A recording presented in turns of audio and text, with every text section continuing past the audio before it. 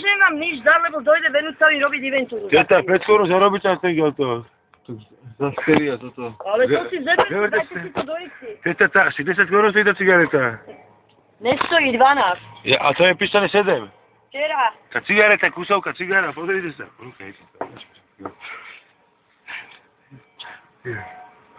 No, ty, teta.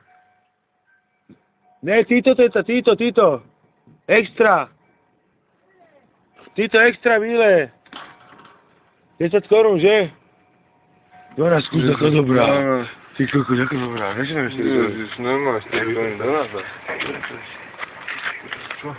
Teta, však mám 5 korún, no vy tak chceme fajčiť. Ja vím, že chcete fajčiť. Teta, že buď taká dobrá.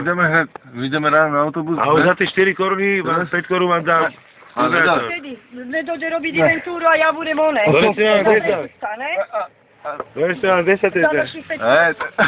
Dáme ho do zálohy. Ja to nepotrebujem. Teta, ale vy takéto je dobre gumené, jak živý. Dobre, dajte si to do isti a môžete... A to si aj dávame, ale je to vyčistené.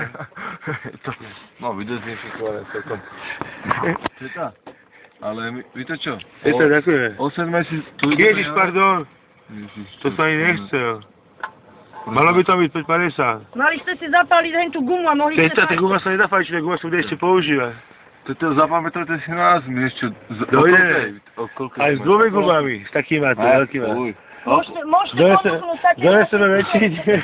O pol 8 a doneseme tie peniaze ostatné, že sa nebojte sa. No. Dobre. Dobre guma. Nemusíte donesť, ešte vám aj toto vyskalo. To je naše?